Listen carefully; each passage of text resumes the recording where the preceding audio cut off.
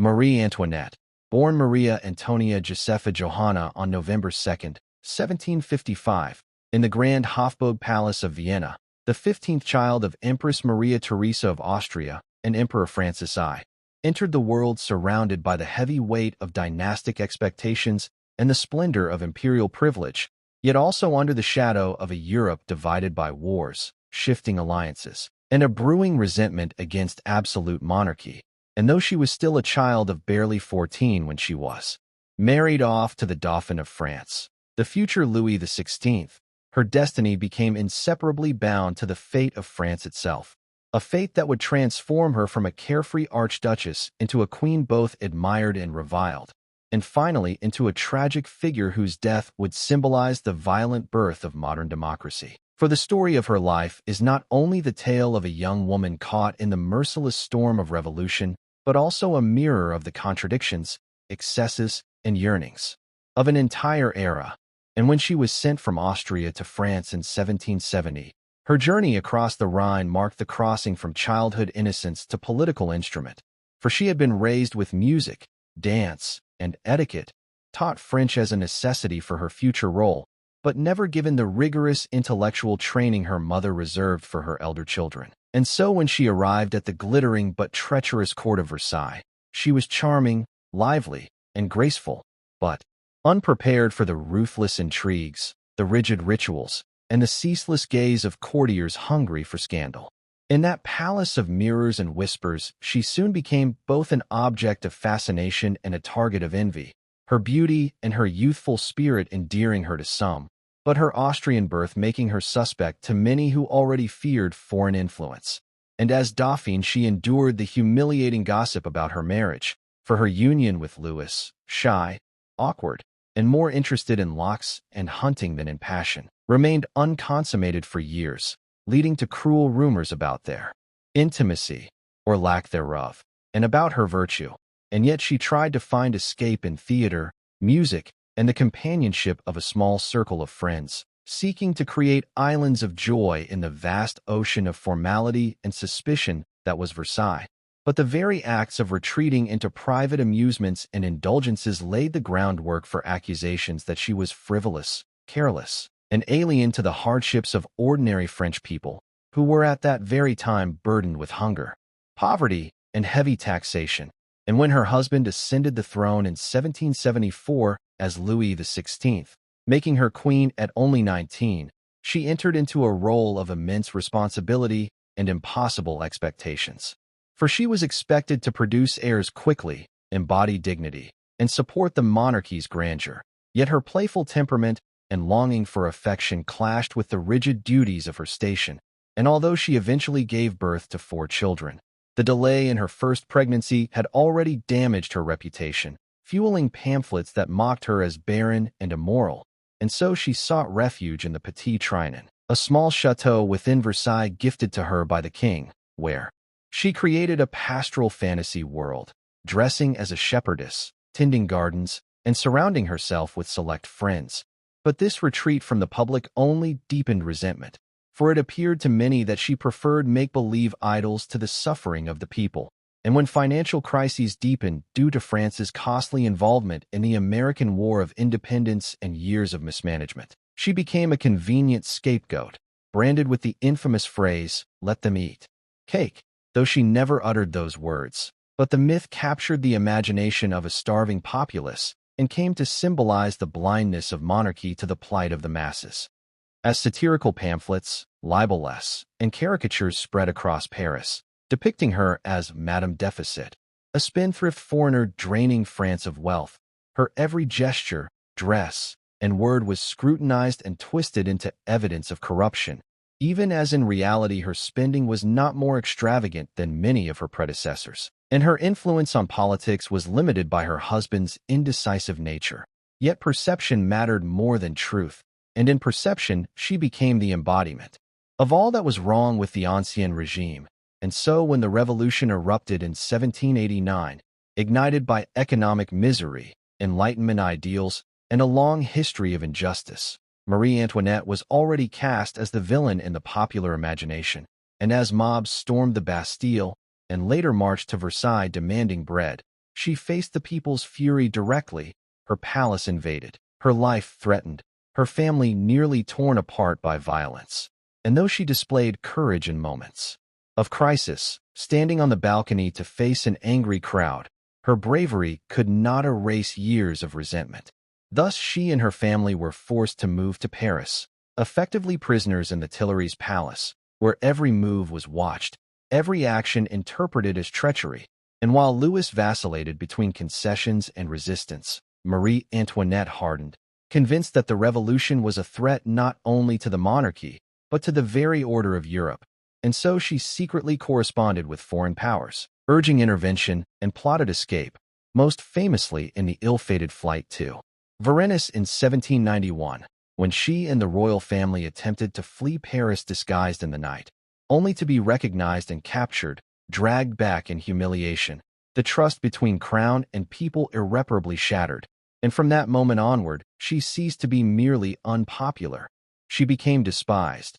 branded a traitor, her Austrian origins once more feeding suspicions that she was conspiring with enemies of France, and the revolution, which had begun with dreams of reform, now hardened into radicalism, as voices called not just for constitutional monarchy, but for the abolition of monarchy itself. And through it all, Marie Antoinette endured isolation, grief, and fear, for in 1789 her beloved eldest son had died. In 1793 her husband was tried and executed, and her children torn from her, leaving her alone in the Temple prison, stripped of her titles, her jewels, and her power, reduced to a widow called the Widow Capet, awaiting the judgment of a people who had once cheered her beauty, then cursed her extravagance, and now demanded her blood. And thus the first chapter of her tragic downfall was written, not in one single moment, but in the gradual transformation of a young, playful archduchess into the most hated woman in France,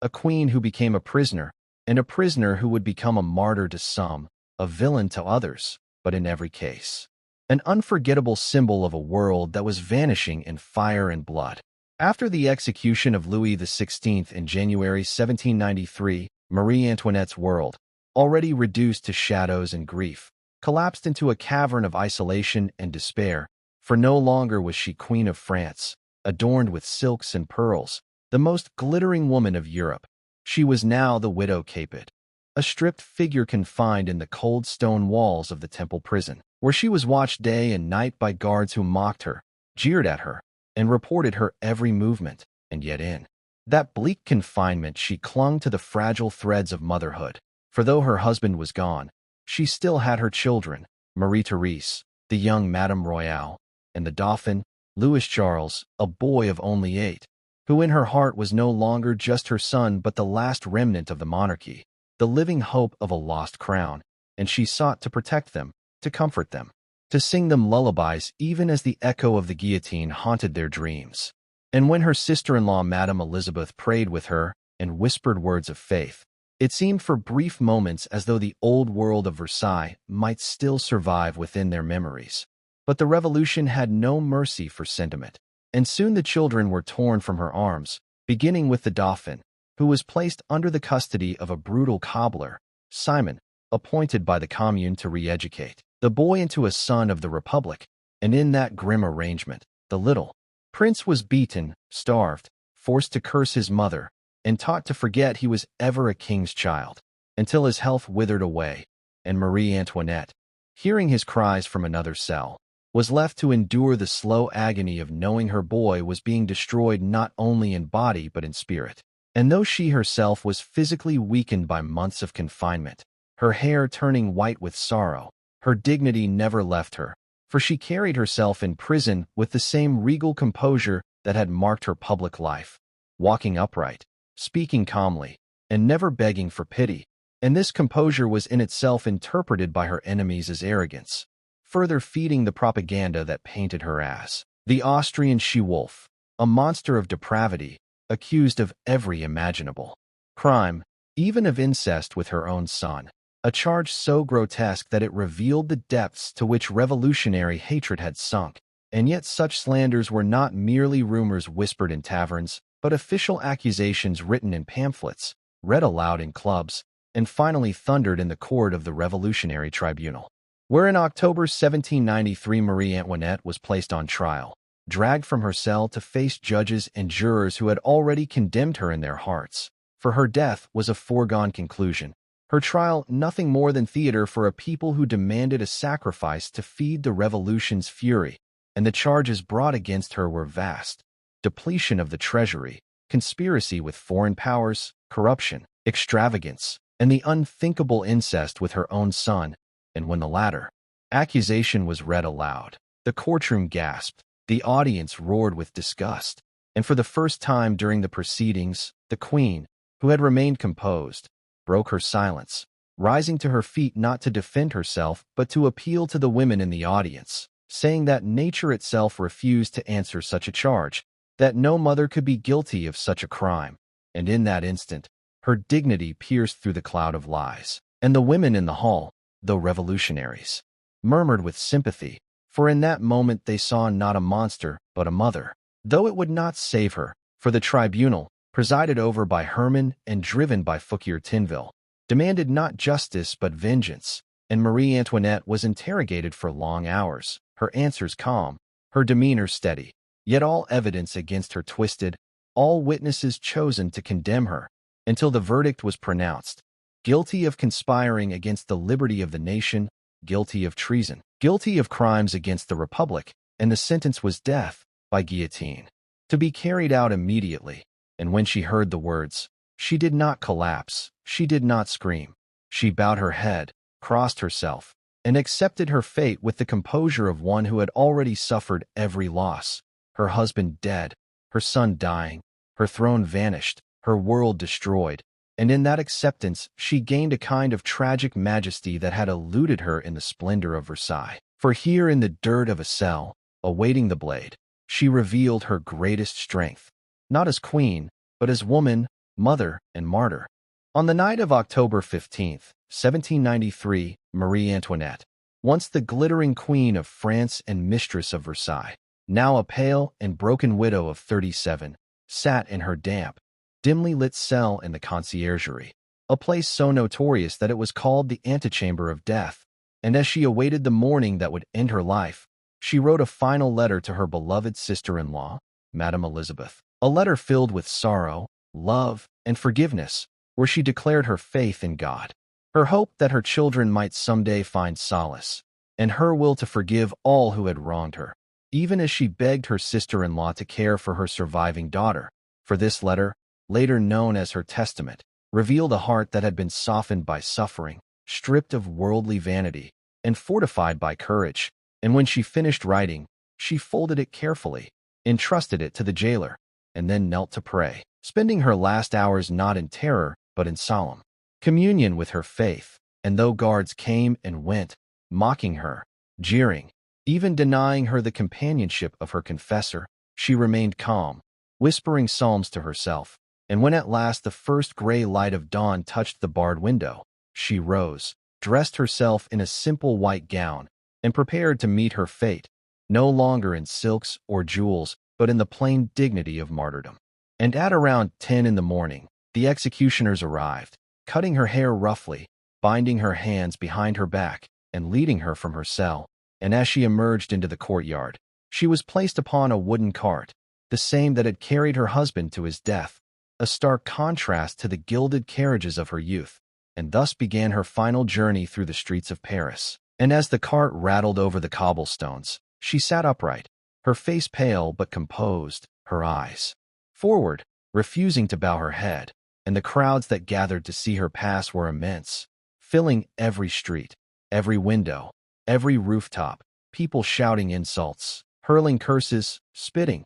mocking her as Madame Déficit, while others stood silently, watching in awe at the fallen majesty of a queen reduced to this spectacle. And unlike Louis XVI, who had been accompanied by priests and a show of solemnity, Marie Antoinette had no escort of honor, only the jeers of the people and the roll of drums. Yet in her composure, she seemed to rise above the hatred, and witnesses noted that she carried herself with a serenity that silenced even some of her enemies. And after a long passage through the city, the cart reached the Place de la Révolution, the great square where the guillotine stood, its blade glinting in the cold October air. the very place where her husband had died 9 months earlier, and as she was helped down from the cart, she stumbled slightly, accidentally stepping on the foot of her executioner Sanson, and in that moment, even at the brink of death, she turned to him and said, "Pardon me, sir, I did not mean to do it," words that revealed not bitterness but the courtesy that had never left her. And with those words she ascended the wooden steps, mounting them swiftly, without faltering, her hands bound, her head held high, and when she reached the top, she turned to face the vast crowd, thousands of faces staring up at her, some triumphant, some indifferent, some strangely moved, and though she had no final speech, no long declaration, her silent dignity was itself a testament, for she looked upon them not with hatred, but with calm resolve.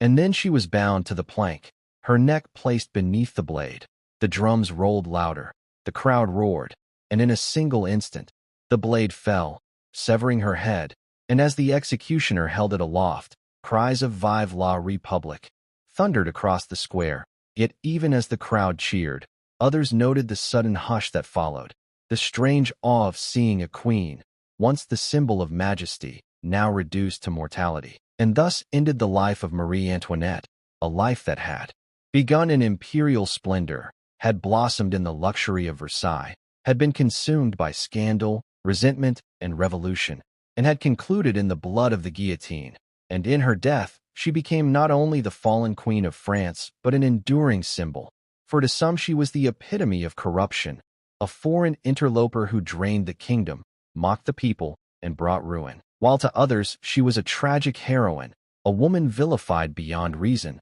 whose courage in death redeemed her faults, and whose suffering reflected the cruelty of a revolution devouring its own.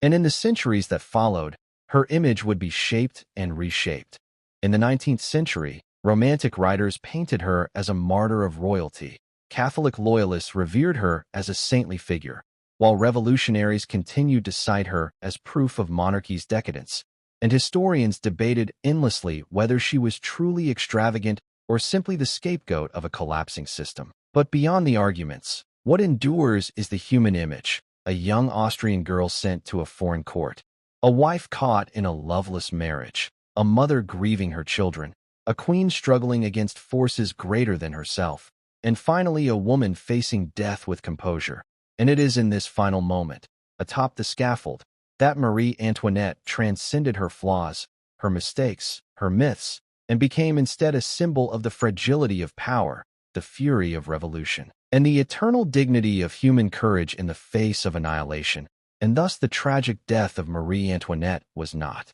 merely the end of a queen but the death knell of an entire world. The Ancien Regime swept away in the tide of history, leaving behind the haunting image of a pale woman in white ascending the scaffold, whispering her last apology, and surrendering her life to the blade, so that France might be reborn in blood and fire.